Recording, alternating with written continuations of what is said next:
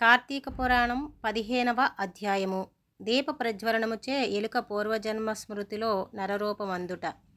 అంతట జనక మహారాజుతో వశిష్ఠ మహాముని, జనక, కార్తీక మహాత్యము గురించి ఎంత వివరించినను పూర్తిగా నేరదు, కానీ మరి యొక్క ఇతిహాసము తెలియజెప్పదను, సావధానుడవై ఆలకింపమని ఇట్లు చెప్పెను. ఈ మాసమున హరినామ సంకీర్తనలు వినుట చేయుట, శివకేశవుల వద్ద దీపారాధనను చేయుట, పురాణమును చదువుట లేక వినుట, సాయంత్రము దేవతా దర్శనము చేయలేని వారు కాళసూత్రమనేడి నరకముబడి కొట్టుమిట్టాడుదురు. కార్తీక శుద్ధ ద్వాదశి దినమున మనసారా శ్రీహరిని పూజించిన వారికి అక్షయ పుణ్యము కలుగును. శ్రీమన్నారాయణుని గంధపుష్ప అక్షంతలతో పూజించి ధూపదీప నైవేద్యములు ఇచ్చిన ఎడల విశేష ఫలము పొందగలరు. ఈ విధముగా నెల రోజులు విడవక చేసిన ఎడల అట్టివారు దేవదుందుబులు మ్రోగుచుండగా విమానమెక్కి వైకుంఠమునకు పోవుదురు. ఈ నెల రోజులు చేయలేని వారు కార్తీక శుద్ధ త్రయోదశి, చతుర్దశి, పౌర్ణమి రోజులందైనా నిష్ఠతో పూజలు చేసి ఆవునేతితో దీపమునుంచవలెను. ఈ మహాకార్తీకములో ఆవుపాలు పితికినంతసేపు మాత్రము దీపముంచిన ఎడల మరుజన్మలో బ్రాహ్మణుడిగా జన్మించెను. ఇతరులు ఉంచిన దీపము ఎగద్రోసి వృద్ధి చేసిన ఎడలను లేక ఆరిపోయిన దీపమును వెలిగించినను అట్టివారుల సమస్త పాపములు హరించును. అందులకు ఒక కథ గలదు, వినమని వశిష్ఠుల వారు ఇట్లు చెప్పుచున్నారు. సరస్వతీ నదీ తీరమున శిథిలమైన దేవాలయం ఒకటి కలదు.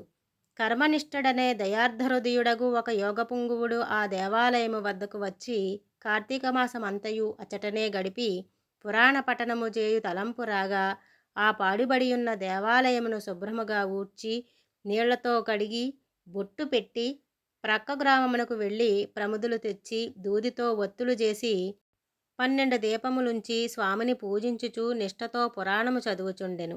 ఈ విధముగా కార్తీక మాసము ప్రారంభము నుండి చేయుచుండెను.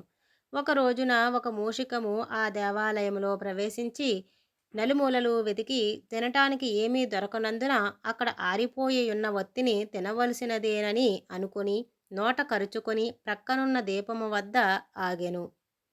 నోట కరిచియున్న వత్తి చివరకు అగ్ని అంటుకొని ఆరిపోయిన వత్తి కూడా వెలిగి వెలుతురు వచ్చెను.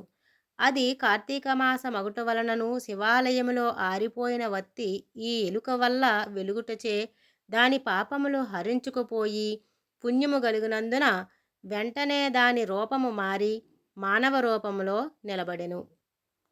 ధ్యాన నిష్టలో ఉన్న యోగి పుంగవుడు తన కన్నులను తెరచి చూడగా ప్రక్కనొక మానవుడు నిలబడి ఉండుటను గమనించి, ఓయి, నీవెవ్వడవు, ఎందుకిట్లా నిలబడియుంటివి అని ప్రశ్నించగా, ఆర్య, నేను మూషికమును. రాత్రి నేను ఆహారమును వెతుకుకుంటూ ఈ దేవాలయములోనికి ప్రవేశించి ఇక్కడ కూడా ఏమీ దొరకనందున నెయ్యి వాసనలతోనున్న ఆరిపోయిన వత్తిని తినవలనేనని దానిని నోటకరిచి ప్రక్కనున్న దీపం చెంత నిలబడి ఉండగా నా అదృష్టము కొలది ఆ వత్తి వెలుగుటచే నా పాపములు పోయినందున కాబోలు వెంటనే పూర్వజన్మమెత్తి తిని. కానీ ఓ మహానుభావ, నేను ఎందుకీ మూషిక జన్మమెత్తవలసి వచ్చెనో దానికి గల కారణమేమిటో విశదీకరింపము అని కోరెను.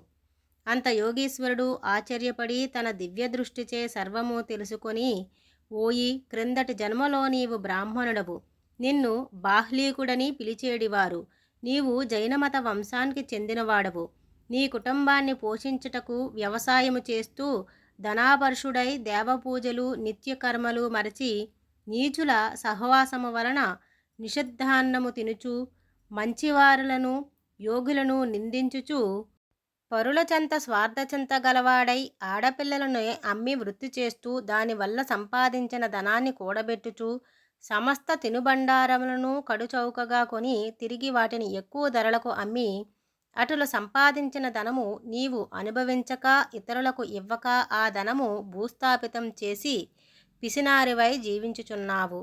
మరణించిన తరువాత ఎలుక జన్మమెత్తి వెనుకటి జన్మ పాపాలను అనుభవించుచుంటివి. నేడు భగవంతుని దగ్గర ఆరిపోయిన దీపాన్ని వెలిగించినందున పుణ్యాత్ముడవైతివి.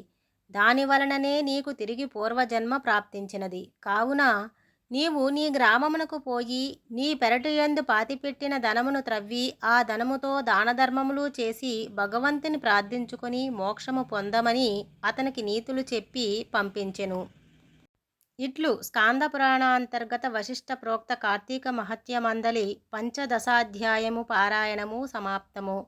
సర్వం శ్రీకృష్ణార్పణమస్తు. లోకా సమస్త సుఖినో భవంతు.